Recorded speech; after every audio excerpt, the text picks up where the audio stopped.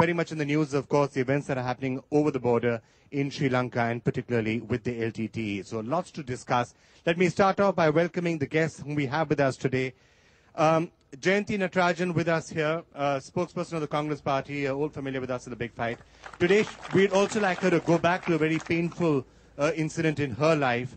And as the LTTE is cornered in one part of Sri Lanka, she would no doubt be thinking of the day when she was there with Rajiv Gandhi on the evening when he was actually assassinated. Sitting next to her, it's a pleasure to welcome Dr. Maitriyan, spokesperson of the AIADMK, who is, of course, contesting against both the Congress Party and the DMK, whom I will move on to next. And it gives me great pleasure to welcome Mr. L. Ganeshan, who is a spokesperson of the DMK. Thank you so much for being with us. Next, we have Subramaniam Swamy, another old friend of ours on the big fight, who's, of course, the president of the Janata Party. Thank you so much for being with us. Sitting next to him, somebody with whom Subramaniam Swamy has been at loggerheads at great length. So it's been an act of particular mischief on our part to seat you both next to each other. Father Jagat Gaspar, who has been working a lot in humanitarian causes, been very closely and actively involved with the situation in Sri Lanka as well. You've interviewed Prabhakaran. There's some people who said you've also helped raise funds for the LTTE, which we will, of course, discuss with you. We'll talk about that. We will talk about that. We will talk about that when the show actually starts.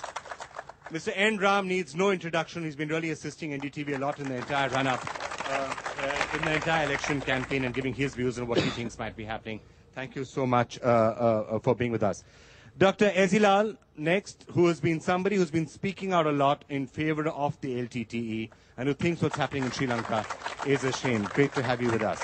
And senior journalist S. Murari, rounding off the panel out here with us. But, and perhaps this is overkill, but hey, how can we ever do a show in Chennai and not be joined by some of our other old friends?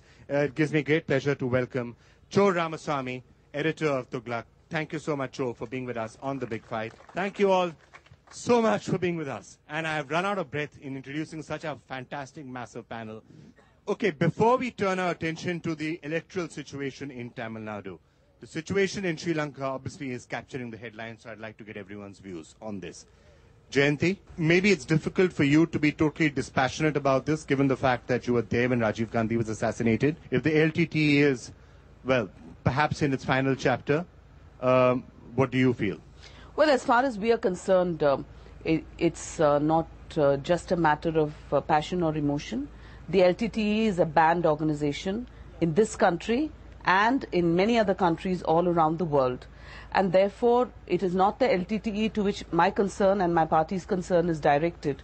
It is the thousands and thousands of innocent civilian Tamils, the civilian population who are caught on the island, who are caught between the two sides. It is towards them that our concern is directed, and it is for their sake that we will strain every nerve to ensure their safety and their security. Dr. Maitriyan? The happenings in Sri Lanka, it is one of the worst human tragedy in this century, and probably a genocide of the magnitude which has not been witnessed in the recent past. And the people of Tamil Nadu are terribly perturbed by the great Indian betrayal, by the Union UPA government and the DMK government in Tamil Nadu, and the drama they have been enacting on this issue. Dr. Maitriyan, what would he suggest they do? Yeah, I was about to ask you that. What do you suggest that the government There is no point in sending chaprasis for missions.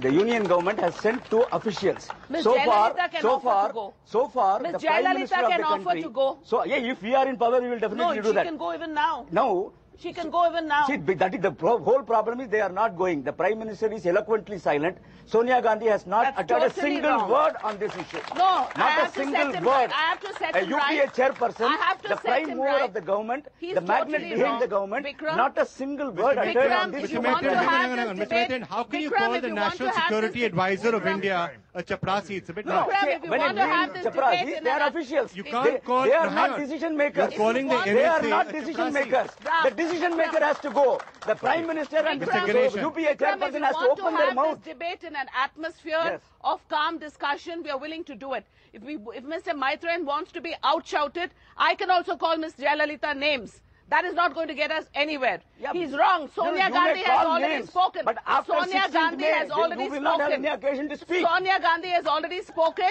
and Sonia Gandhi has already Ganeshan, okay, No, let's Vikram, get the I can't DMK. allow. Since Gandhi has taken the name of Mrs. Gandhi, I will say Mrs. Gandhi and the Prime Minister have already conveyed their determination to stop this, which is far more than his party or his leader have ever done. Okay, Mr. Ganeshan.